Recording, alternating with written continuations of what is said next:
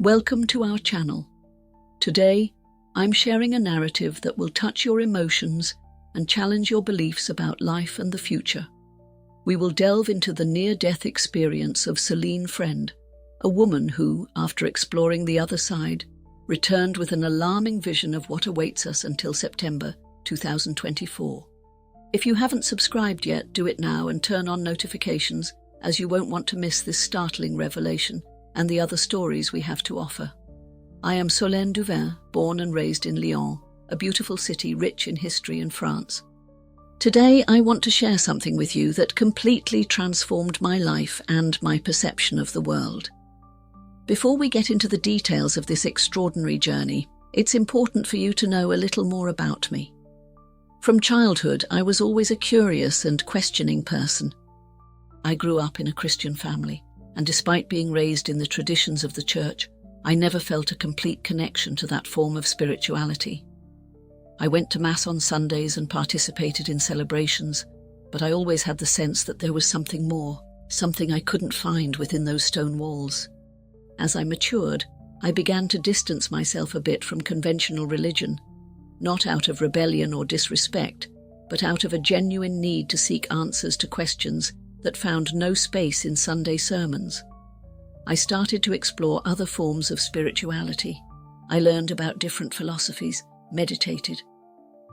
I was in search of something that truly resonated with my soul on a deeper level. This quest took me to interesting places, where I met people with varied beliefs, participated in study groups on spirituality, and experimented with alternative practices. Each experience taught me something new, yet there was still a piece missing in the puzzle of my spiritual life. I led an ordinary life in Lyon, working as a literature teacher at a local school, and I loved spending my free time. In my spare time, I explored the historic corners of the city, sitting in cafes to enjoy a good book or simply watching people go by. Lyon has a unique energy, a perfect blend of tradition and modernity, and I loved every detail of it. My family has always been a significant part of my life. I have a younger sister to whom I've always been very close, and my parents, who, although they didn't fully understand the spiritual exploration phase they referred to as my phase, always supported me. I also had a Tibetan uncle who acted like a second father to me. He passed away a few years before the events I'm about to narrate, but his presence and the teachings he left me have always stayed with me. I never imagined that my life could be transformed in such a way. I was content with my routine, my job, and my little spiritual discoveries, but the universe had other plans. In 1988, something happened that turned my world upside down and led me on a journey I could never have imagined. It's this journey I wish to share with you today, an experience that taught me there is much more between heaven and earth than we can suppose, a story of pain and fear, but also of love, connection, and revelation. Get ready, as what I'm about to recount may challenge everything you think you know about life and death. It all began in the summer of 1988. Lyon was enjoying warm, sunny days, people filled the cafe terraces, and children played in the squares. It was a summer like any other, until it wasn't. Suddenly, a mysterious virus began to spread through the city.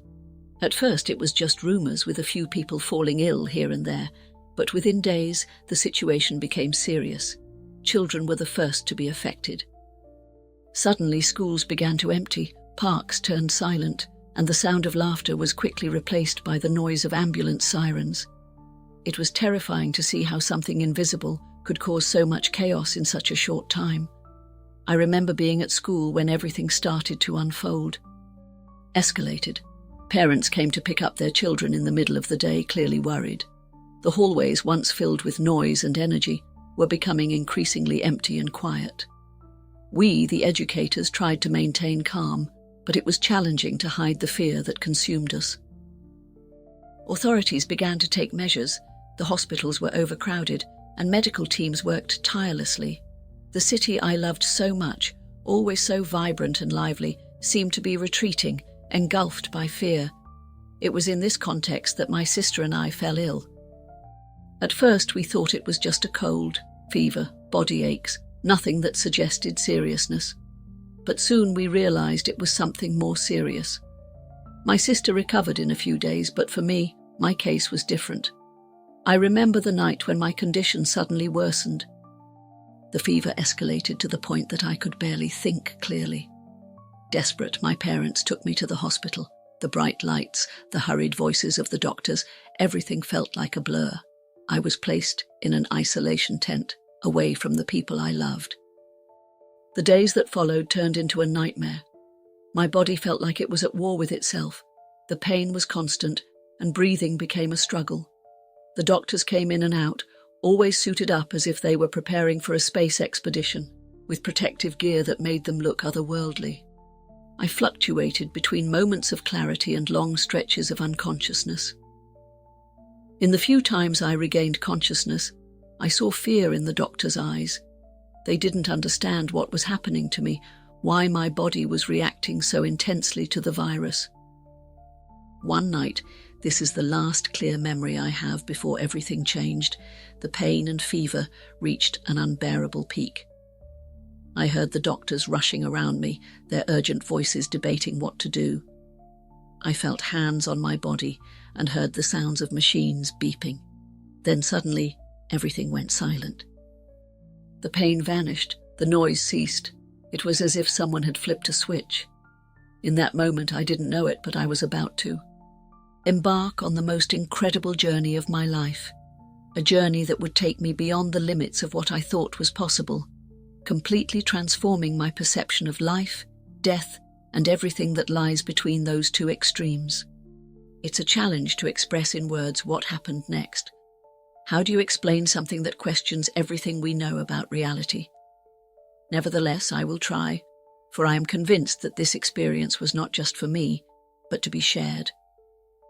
Suddenly, all the pain, discomfort, and fear simply dissipated. It was as if a colossal weight had been lifted off my shoulders. I felt light, incredibly light. When I opened my eyes, I expected to see the cold white ceiling of the hospital, but what I found took my breath away. I was floating. Yes, floating above my own hospital bed. I could see my body down there, motionless, pale, connected to various machines. The doctors and nurses were moving back and forth, their voices now sounding muffled as if they were far away. It was a surreal scene, like I was watching a movie about my own death.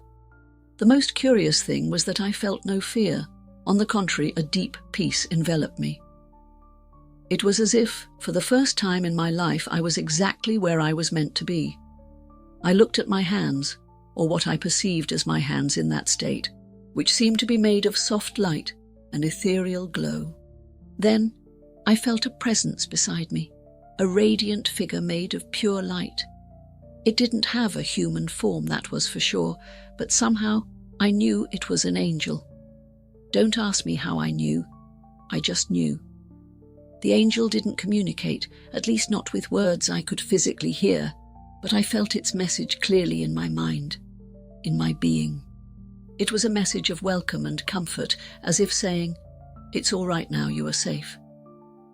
I looked again at my body on the hospital bed and saw my parents entering the room, tears streaming down their faces. I wanted to scream to them, to tell them I was okay, that they didn't need to worry, but somehow I knew they couldn't hear or see the angel. Then it extended what I can only describe as a luminous hand towards me. I understood it was an invitation to a place I didn't know, but I felt I could trust. I accepted the offer, and the moment I touched the angel's hand, the environment of the hospital faded away. It was like being enveloped in a whirlwind of light and colors. I felt myself moving at an incredible speed, yet at the same time, I was completely still. It's contradictory, I know, but it's the best way I can describe it. As we traveled, if I can call it that, I began to have flashes of memories, not just from this life, but from other existences as well. Yes, other lives. I saw myself as a woman in different times and places, experiencing completely different experiences. I realized that I was witnessing my past incarnations, a knowledge that had always been there, but for some reason I had never accessed before. Then, everything fell silent. The light around me began to soften, and I found myself in a new location, a place that somehow I knew was a portal between worlds, a boundary between life and death, between the familiar and the unknown. The colours around me were more vibrant than anything I had ever seen on Earth. The air, if I can call it that, was filled with an energy that pulsed through my entire being. I felt at peace, but there was something more. I realized I was about to discover something crucial, something that would change everything. It was then that I visualized the figure waiting for me in the distance, a powerful presence, yet gentle and loving at the same time. It was as if all the light around me emanated from her. I began to move toward her, and as I approached, a feeling of anticipation grew within me. It was something I had to see, something I needed to know. And when I finally got close enough to make out her features, everything I believed about the universe transformed in an instant. The figure looked at me with eyes that seemed to penetrate to the very depths of my soul, and in her presence I felt a fusion of unconditional love and endless wisdom. At that moment it became clear that I was in the presence of a being who knew all the truths of the universe. Then she began to show me visions of the future, of what was about to happen, not just for me, but for all of humanity. What I witnessed is what I will share with you now. Get ready, for what I am about to unveil will challenge everything you think you know about what is yet to come. Brooks of crystal clear water wound their way between flowers and trees, and the water, oh the water, sparkled as if made of millions of tiny diamonds. The sky above wasn't blue, but rather a kaleidoscope of colors that constantly transformed, as if the universe itself were creating a masterpiece before my eyes. The most astonishing thing was that I was not just seeing or hearing all of this, but feeling it with my entire being. As I walked through the garden, I noticed I was not alone. There were other souls there. Some seemed like newcomers, just like me, while others appeared to have been a part of that place for a long time. They all radiated a gentle light, each with its own unique color and intensity. One of those souls approached me. It was a woman, or at least her energy reminded me of a woman. She smiled, and I felt her smile more than I simply saw it. "Welcome," she said without words. "You must have many questions, and I had thousands of them. Where exactly was I? What had happened to me? Was I dead?" The woman let out a soft laugh, a sound that seemed to make the flowers around us dance. "You are in the home of all souls," she explained. "This is the place we all came from and where we all return. As for death, as you understand it on Earth, it's just a transition. You are more alive now than you have ever been." She invited me to walk by her side, and as we moved, other souls joined us, each with a story to tell. The lesson I learned was about a man who, in his life on Earth, was a great leader, but here he discovered the value of humility. A child who did not have the chance to grow in earthly life, but whose wisdom seemed to transcend time. The most impressive part was our ability to communicate. We didn't rely on words, just on thoughts or intentions, and we could share not just ideas but entire experiences. It was as if we could dive into each other's memories, feel what the other felt, see the world through the eyes of the other. As we walked through the garden, I began to realize that this place was not simply a paradise for rest, but also a space for learning and growth. Every flower, every tree, every drop of water seemed to hold profound teachings about the universe and our own existence. One of the souls, a man with a wise appearance, enlightened me. "Here we nobly continue our journey, learning from our past lives, preparing for the future, and assisting those still inhabiting Earth." This fascinated me. Do we help those who are on Earth? He smiled softly, offering inspiration, insights, sometimes even manifesting in dreams, but always respecting the free will of each individual. As we continued, I noticed that certain areas of the garden seemed denser. For lack of a better term, the light there was distinct and darker. I asked the woman who initially welcomed me, and she explained, "These are healing zones. Some souls, upon arriving here, still carry wounds from their earthly existences. In these spaces, they find what they need to restore themselves. I was moved thinking about all the souls present, dedicated to overcoming their traumas and pains. It was a powerful reminder that our journey of evolution doesn't end with physical death. As we progressed, my connection to everything around me grew more intense. I felt as if my own life was pulsating in harmony with the essence of all existence. For the first time, I truly understood what it means to be united while exploring this enchanting world. A sense of familiar presence enveloped me, something I hadn't felt in years, yet recognized immediately. When I turned, there he was, my dear Uncle Thibaut. Seeing him there, radiant and full of life, although the word life might not perfectly fit in this context, was one of the most remarkable experiences of my entire journey. Uncle Thibaut had always been like a second father to me. He passed away a few years ago, and his absence had created a huge void in my life. Now he was right there, just as I remembered him, but even younger and more vibrant. "My dear," he said, and his voice was just as I remembered, full of warmth and wisdom. Sharing hugs was something that transcended the physical dimension. It felt like our souls were connecting, sharing love, memories, and a deep bond. When we separated, Uncle Thibaut looked me in the eyes and said, "You've grown so much, my little one. I'm so proud of you." The tears, if I can call them that, were streaming down my face. "Uncle, I've missed you so much. Many times I wished I could talk to you, ask for your advice." He smiled gently. "I was never really far away, Solene. I have always been by your side, guiding and protecting you the best way I could." We walked together through a celestial garden, and Uncle Thibaut began to share about his life after physical death. He spoke about the lessons he had learned, about how he continued to grow and evolve. He told me that sometimes he visited Earth to help those who were still incarnate. "Remember that day when you were about to give up on your dream of becoming a teacher?" he asked. "That sudden wave of courage and determination you felt, that was me sending you strength." I was moved to realize how many times he had been there for me, even without my knowing. But then, his expression became more serious. "Solene, there's something important you need to understand. Your journey on Earth is not over yet." I felt a spark of confusion, unsure if it was disappointment or fear. Part of me wanted to stay in that serene and loving environment, while another part recognized he was right. He continued, "You have a significant mission to fulfill. What you've experienced here, what you've learned, is not just for your benefit. It must be shared." At that moment, he led me to a special place in the garden, a kind of natural amphitheater surrounded by trees and flowers encircling a pool of water. However, this was no ordinary pool. Instead of reflecting the sky, it displayed moving images. "What you are about to see," Tib said gently, "are visions of the future. A future you can help create with the knowledge you've gained here." As I prepared to look into that pool, I felt a mix of anxiety and anticipation.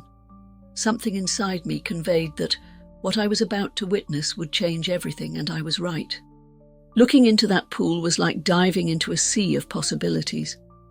The images began to emerge quickly and intensely, as if I were watching a movie at high speed. Yet, I could still grasp every detail. I witnessed scenes of devastating natural disasters, hurricanes sweeping entire cities away, earthquakes opening fissures in the ground, giant waves swallowing coastal areas. It was terrifying, but at the same time, I sensed there was a larger purpose behind all of it. Then, the images changed.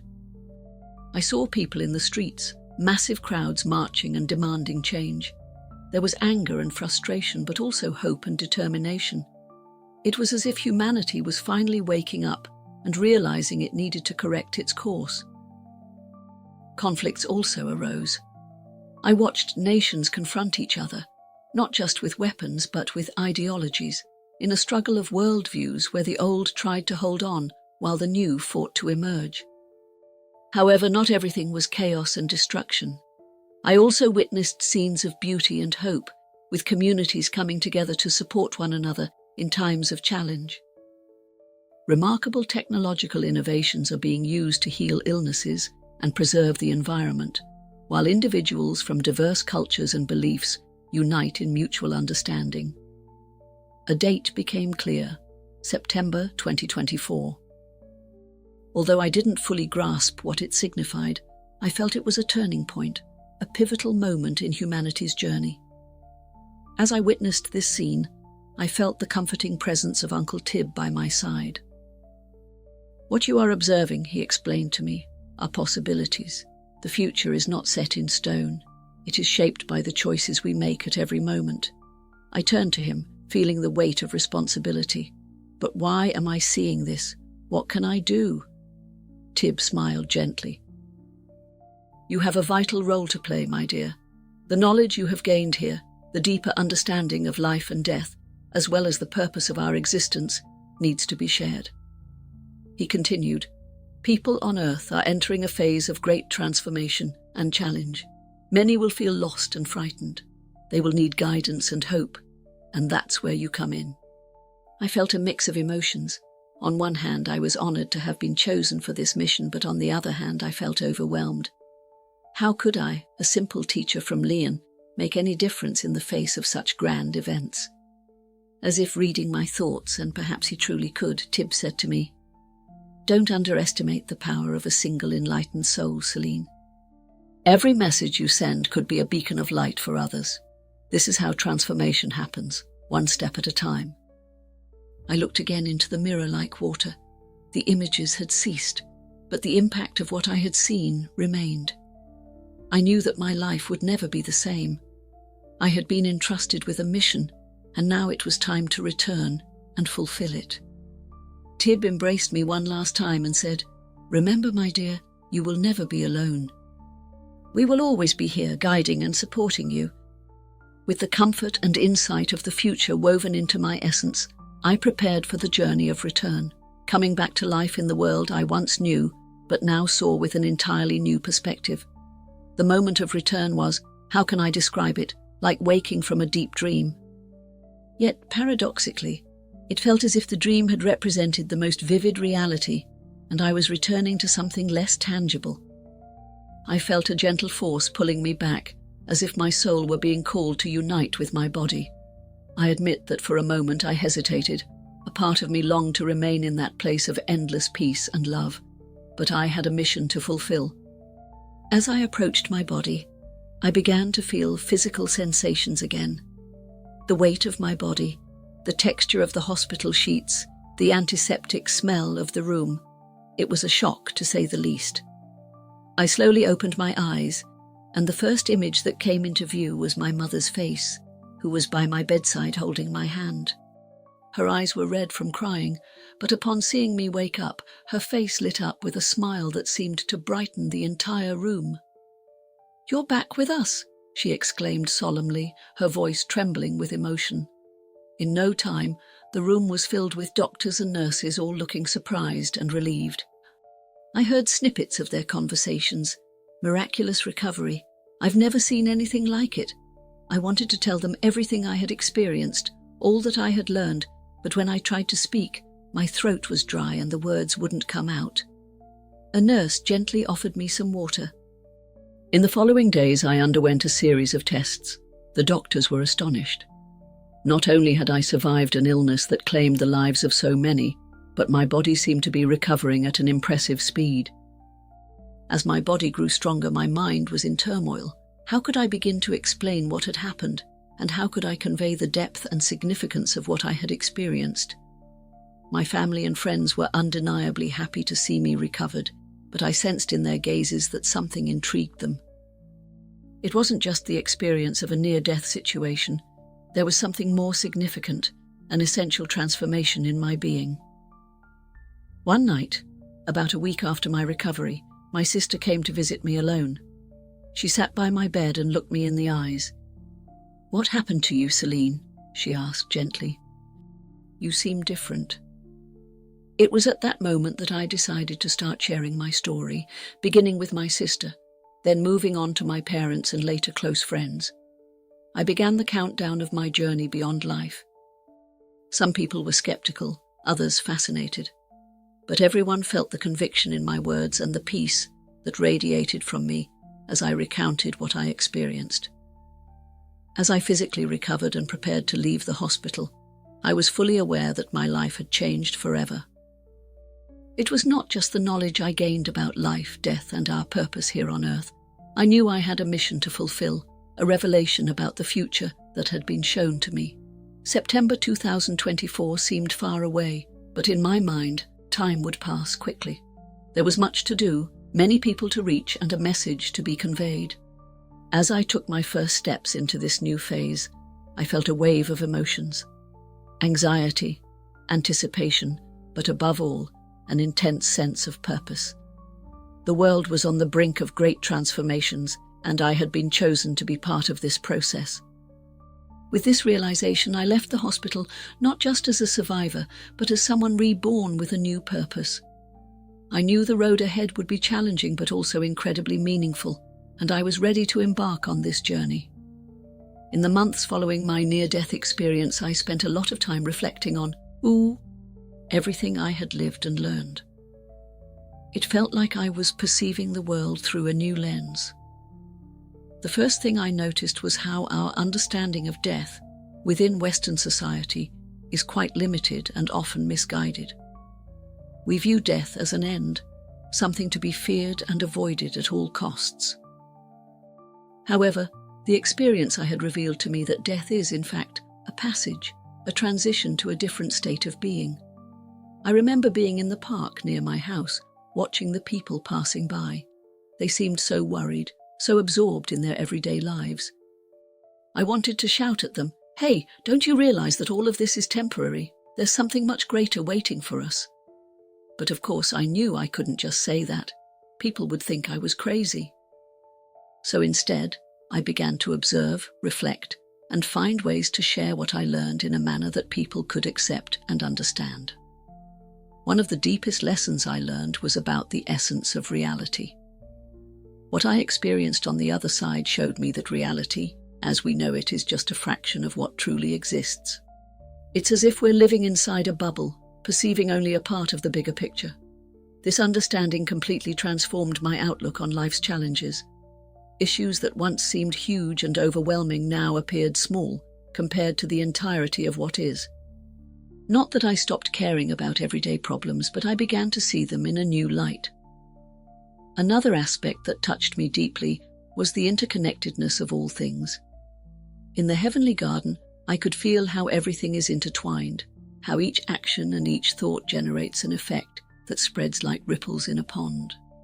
This led me to reflect deeply on the responsibility we have towards one another and the world around us, starting to see every interaction and every meeting as an opportunity to spread a bit of the light I experienced, a smile to a stranger, a kind word to someone going through difficulties.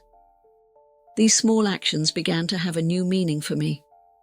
The question of the purpose of life also took on a new perspective. Before, I associated purpose with concrete achievements, leaving a mark on the world. Now I realize that the true purpose is to evolve, learn, and help others do the same. Each life, each experience represents an opportunity for growth for our soul. However, not everything was simple. I confess that at times I felt overwhelmed by the knowledge I had gained.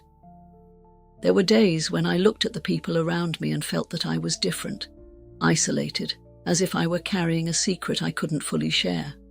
And there were also the visions of the future that I received, which weighed on my mind, constantly reminding me of the responsibility I carried. How could I prepare people for what was to come without causing alarm or being seen as crazy? During this period of introspection, I began to realize that my mission wasn't to save the world alone. I was just a piece of a much larger puzzle. My role was to share what I learned, plant seeds of awareness and hope, and trust that those seeds would blossom at the right moment. I started to understand that life and death are not opposites, but parts of an endless cycle. Death is not an end, but rather a transformation.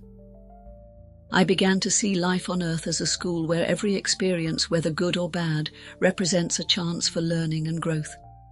These reflections helped me find a new balance. I was still in the world, with earthly responsibilities and relationships, but now I viewed everything through a broader perspective. Each day became an opportunity to live with more awareness, compassion, and purpose. Gradually, I began to prepare to share my story with a broader audience. I didn't know exactly how I would do this, but I believed that the universe would guide me. The path would unfold at the right time. I learned that there is much more in the cosmos than we can see or understand, and sometimes all we need is to have faith and move forward. As days turned into weeks and weeks into months, I began to feel a growing pressure. The visions of the future I had received were not just distant glimpses, but a call to action. I was fully aware that I had a purpose to fulfill, but where to start? I decided that the first step would be to organize my experiences and reflections in a clear manner. I began to write things down. At first, they were just loose notes, fragments of memories and perceptions. However, over time, these notes began to consolidate, becoming something more cohesive. Writing was not an easy task. How could I put into words experiences that transcend human linguistic capacity?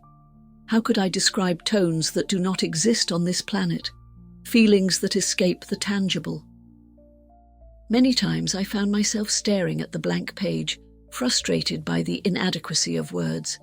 However, I stood firm, aware that every word I transcribed was a seed planted, a preparation for the activities to come. Sometimes, while writing, I felt as though I was being guided. Ideas would emerge, connections would form, and I began to understand aspects that had previously gone unnoticed. Along with writing, I sought information about experiences similar to mine. I read about near-death experiences, explored different spiritual doctrines, and examined what science says about consciousness and reality. I wanted to be ready for the questions and skepticism that I knew I would face. I also started practicing meditation regularly and found that through it, I could reconnect with that feeling of tranquility and unity that I had experienced on the other side. This not only helped me maintain emotional balance, but also seemed to enhance my intuition and mental clarity. As I delved deeper into this inner work, I began to notice subtle changes around me. Friends and family started reaching out to discuss deeper issues of life, and colleagues commented on the serenity that seemed to envelop me. It was as if, even without openly talking about my experience, I was already beginning to impact the people around me. One day I received an unexpected invitation. A friend who worked at a local community center asked if I would be willing to give a talk about finding meaning in life. I was surprised, as I hadn't shared my plans to publicly disclose my story, but I realized it was the universe offering me a chance. I accepted the invitation with a mix of excitement and nervousness. It would be my first time speaking openly about my experiences to a larger audience. I spent weeks preparing, refining my message, and reflecting on how I could convey what I had learned in an accessible and meaningful way for everyone. On the night of the talk, the small auditorium at the community center was packed. As I looked at the faces in the audience, some curious, others skeptical, and a few seeking hope, I felt a wave of love and empathy wash over me. These were the people I had come to help. I began to speak, and as the words flowed, I experienced the same energy I had on the other side, as if I were merely a channel conveying a message greater than myself.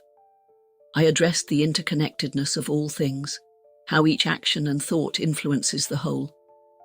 I shared insights about the purpose of life and the essence of reality. I didn't directly mention my near-death experience or visions of the future, as it wasn't the right time yet, but I planted the seeds. I talked about the importance of being present and the need to cultivate mutual compassion and empathy in challenging times. The reception was overwhelming. After the talk, many people approached me to talk, some with tears in their eyes, others with a glimmer of recognition. I had touched something deep within them, something that resonated with their personal experiences and intuitions. That night proved to be a turning point, I realized I was ready to move forward with my mission. The seeds were being sown, and now was the time to nurture them and expand my impact. As I drove home that night, I felt a mix of gratitude and determination. The road ahead was still long, and I was fully aware that I would face challenges, but I also knew I wouldn't be alone on this journey. With the lessons from the celestial garden etched in my heart, and the vision of the future in my mind, I was prepared to embrace my mission wholeheartedly. Today, looking out the window of my apartment in Lyon, I see a city that appears the same as always, yet for me it has transformed completely. Every street, every building, every person passing by now holds new meaning. It's as if I can see beyond the surface, perceiving the invisible currents of energy and purpose that connect everything and everyone. Since that first talk at the community centre, my life has become a roller coaster of experiences. News about my story spread initially locally and then nationally. I received invitations to participate in conferences, radio programs, and even to write a book. It's incredible to reflect on how much my journey has changed in such a short time. However, with this visibility, challenges have also arisen. Not everyone is ready or willing to hear what I have to say. I've encountered skepticism, mockery, and even hostility. There have been moments when I've questioned myself, wondering if it would be wiser to keep all of this to myself. Yet, I remember the celestial garden, the love and peace I experienced there, the visions of the future, and the responsibility that was entrusted to me. That gives me the strength to move forward. What truly motivates me are the people who approach me after my talks or share how my writings have impacted them, revealing that my words have transformed their lives and brought them hope in challenging times. Each of these stories reaffirms that I am heading in the right direction. As we approach September 2024, I feel a growing urgency. The transformations I envisioned in my prophecies are beginning to manifest. I've been seeing reports of the frequency and intensity of natural disasters increasing, and I perceive political and social tensions escalating globally, as if humanity is nearing a turning point. However, alongside this urgency, I also feel a profound hope, for I see positive signs, a growing number of individuals awakening to a new consciousness, seeking paths of compassion and cooperation. I believe we are living in a crucial moment in human history, filled with challenges but also immense opportunities. I'm aware that my mission is not to save the world alone. No one can do that in isolation. Yet I am convinced that each of us plays an important role. Every act of kindness and every conscious choice contributes to the collective well-being. I now see my mission as helping people recognize this, leading them to understand that they have the power to make an impact, no matter how small their contributions may seem. More than ever, I am determined to continue sharing my story, spreading the message of interconnectedness, purpose, and hope. Each day represents a new opportunity to learn, grow, and serve, and I am certain that no matter what the future holds, I am exactly where I need to be, doing exactly what I need to do.